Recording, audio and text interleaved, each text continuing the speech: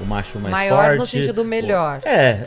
Sim. O mais forte, o mais rico, socialmente falando, o melhor. O que eles não são. O que eles não são. Mas antes disso, da biologia... É porque na natureza, talvez eles estejam pegando o lance do macho alfa, né? Isso, antes de falar disso, posso falar de uma coisa que só complementa o que você contou, a história dali do cara que começou há tantos anos atrás. Óbvio, é isso, mas... eu acho, não, eu tenho certeza, e eu vou bem um pouquinho mais pra trás, porque eu sempre falei que esses caras são frustrados e inseguros. Pra mim é basicamente isso, tá? Só que eles são frustrados e seguros porque a gente vive na sociedade e eles não estão, no meu ponto de vista, eles não estão acostumados, nunca foram ensinados a tomar um não, por exemplo, ou cobrando o que é ser homem. Sabe? E quando a gente pensa nessas coisas, o que é ser homem, essas coisas da sociedade, eu não consigo pensar de outra forma a não ser entender sobre patriarcado, machismo, essas coisas. Que foi ensinado. Como é que foi ensinado a gente a ser homem, né? Que a gente tem que pegar todas as minas, que a gente tem... Não chora. Ele fala, homem não chora. Várias dessas coisas, entende? Então isso... Pra mim, começa lá atrás quando aparece machismo, patriarcado, e eles vão falar das mulheres, sobre feminismo e tudo mais. Existe uma história, tem um livro muito legal que fala sobre isso, que chama A Criação do Patriarcado, que conta a história de como isso começou e pra gente entender onde a gente tá até hoje. Então, esses caras, na verdade, eles são fruto do que eles mesmos estão do lado, entende? Porque ele não pode... Ele não sabe tomar um não, então ele acaba sendo inseguro. E que homem que nunca tomou um não? Ou que homem que, sabe, que não teve um trauma na vida? Então eu acho que toda essa história de Red Pill tá baseado completamente nisso, sabe? No machismo e nessas inseguranças que a gente tem por conta de tudo isso. Vocês falaram também que vem da dor também. Então, eu ia falar sobre isso. Eu acho complicado e até problemático a gente voltar a causa disso para eles são frustrados, eles são unidos pela dor, eles são traumatizados. Porque cai quase num lugar onde a gente coloca isso como algo compreensivo. Sim, porque, coitado, eles poderiam até... Sim, e se a gente analisar estatisticamente, não tem mulher que não tenha sofrido abuso, que não tenha sofrido assédio. Então, por que nós, mulheres, não somos violentas, não praticamos violência doméstica, não estupramos, né? Então, quando a gente começa a justificar a violência masculina, porque a consequência máxima desses discursos é a violência praticada de fato, fisicamente, né? O discurso ele não é vazio, ele não é teórico. Ele tem uma prática. Ele tem uma prática, porque a partir do momento que você coloca mulheres como mercadorias, como coisas, como... Com posse. Quando você desumaniza as mulheres... Fica mais fácil. Você, pronto, vai fazer, né? Coisas absurdas que a gente vê por aí, que saem nas notícias todos os dias. Então, justificar pela dor... Cara, eu sou moderadora de um grupo no Facebook de mulheres... Mas só para pontuar o que você está falando, eu tô entendendo bem o que você está falando. Existe um ponto comum, que tem a dor, assim como tem outros pontos comuns. Assim como qualquer ser humano. Como qualquer ser humano. Tem dor. Daí para virar uma coisa que tá virando, não é justificativa, é isso? Porque eu tenho medo de cair num negócio que faz parte já da estrutura machista da nossa sociedade, e eu consigo ilustrar muito bem isso pra vocês. Vamos pegar a historinha da Bela e a Fera? Tá. Vamos pegar a historinha da Bela e a Fera, que é a história padrão de todas as comédias românticas, né? O cara é amaldiçoado. O cara bate nela, o cara maltrata ela, o cara... ele dá uma arranhada, né? Tá. Ele é um monstro. Tá. Ele é um monstro. Inicialmente, ele é literalmente um monstro. E ela entende que ele tem uma dor. Porque um dia ela vê ele chorando, alguma coisa assim. Vê a pétala lá da rosa, enfim. Ela entende que ele, lá no fundo, ele é um príncipe. E aí ela modifica com ele, ela, né, entende que tem uma dor por trás disso, e ela fica com ele até ele virar um príncipe encantado.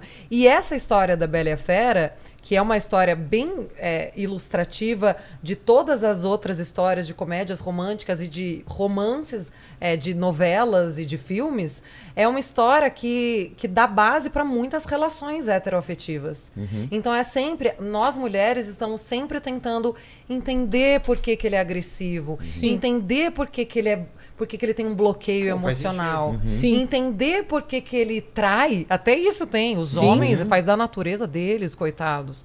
Né? Então, é complicado porque a gente cai. A gente querendo combater um discurso misógino, a gente acaba reforçando.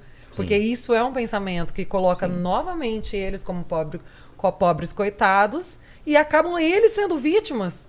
Porque se a gente vai falar de dor e de traumas, a gente está colocando eles de novo. É que eles são vítimas, eles estão reproduzindo. Nós somos. Eu sou cheia de traumas. Eu nunca saí por aí desumanizando pessoas, incentivando violência contra ninguém. Tu sabe, concordo.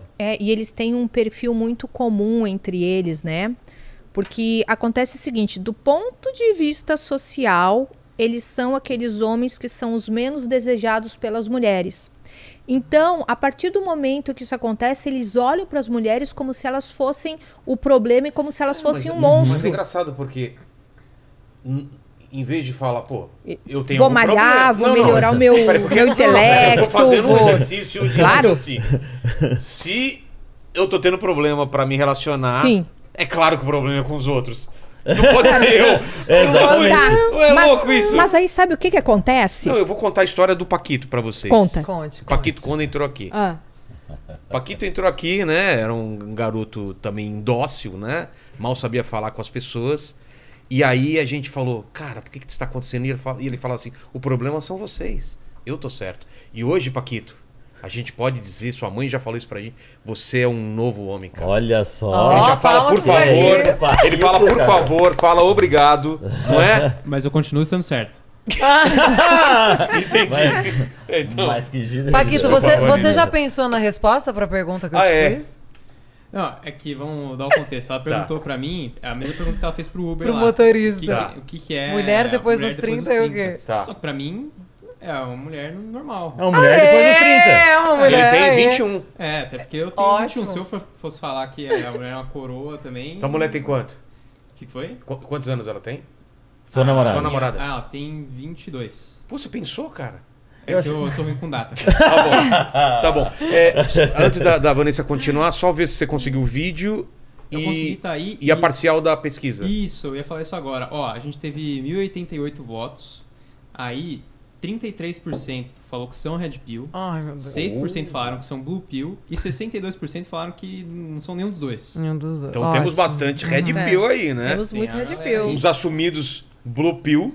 Eu talvez eu esteja no Blue Pill porque eu sou um pau mandado. Você é um Paulo Musi? O Paulo Musi é um Blue Pill? Eu também, eu sou um pau mandado, não é, Paquito? Você vê a minha relação com a minha mulher aqui. Se o Paulo Musi tá em algum grupo, eu quero estar no mesmo grupo. Exatamente, eu tô no mesmo grupo do Paulo Gostei, vocês são sensatos. E você conseguiu o vídeo? Consegui. Então depois você coloca. Vai, Vanessa, vamos lá. Então, olha o que acontece. Nós temos aí aqueles homens que eles estão à margem do desejo das mulheres. E aí o problema colocam nas mulheres e surgem os representantes falando, não, vem aqui. O problema são as mulheres que são interesseiras, são as mulheres que você está dando valor para elas. Eu vou te vender um curso aqui, um manual do Red Pill, eu vou te vender um e-book e nesse e-book você vai aprender que o problema não é você. Então... É um caminho fácil, né? Um atalho. Um comércio... Não, estamos comendo vermelho. Eu gosto mais de frutas vermelhas. Não tem nada a ver com tem red. Azul também, não tem azul. Eu pegaria o azul só pra... Tem uma parte que eu acho tão terrível do Red Pill e que é tão incoerente também, porque eles falam que as mulheres são interesseiras, são hipergâmicas, e a hipergamia não é. A hipergamia vem dizer apenas que nós somos seletivas, mas não que nós somos desleais. Só que quando vocês olham para a quantidade de mulher tentando salvar um cara das drogas, tentando salvar um cara da bebida, indo lá nos presídios, elas não trocam aquele cara que não é bom por um outro, porque elas são leais. Mas o vitimista...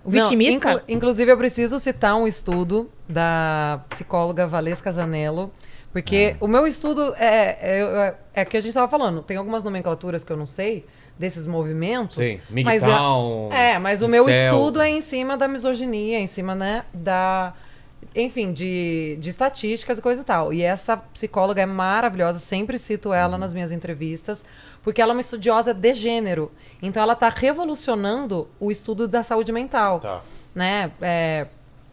Enfim, eu já ia entrar em outras coisas. Mas para dizer que ela fez um estudo, inclusive recente, em hospitais, de pessoas que, por exemplo, passam por grandes traumas. Com um exemplo, teve que amputar alguma parte do corpo. E o estudo revelou que os homens Abandonam. Os homens mulheres abandonam. Já vi alguma coisa. Não, e várias coisas, assim. Primeiro, os homens abandonam suas parceiras quando elas Com passam... doença ou... Com doença. No caso, foi amputação, mas ela já fez em relação a doenças também, terminais e tudo mais. Câncer, etc. Os homens abandonam. Os homens que estão doentes ou que passam por uma amputação ou qualquer outro processo assim, eles não têm medo do abandono. As mulheres que estão nessa situação ficam desesperadas, com muito medo do abandono. Elas, por exemplo, uma das coisas que ela cita na pesquisa, as mulheres lá, na cama, passando por cirurgias e não sei o quê, preocupadíssimas em se maquiar, em manter o cabelo limpo, cheiroso, hidratado. E os homens nem aí, nem aí pra nem tomar banho. Que é o normal. Você tá no hospital. Claro, você tá lá, você tá preocupado, você vai amputar teu braço, você vai estar preocupado com isso. As mulheres não, elas preocupadas em serem abandonadas, e eram de fato abandonadas, são. É um dado real. Atual, essa pesquisa saiu agora. E os caras, assim, zero medo de ser abandonado e realmente não eram.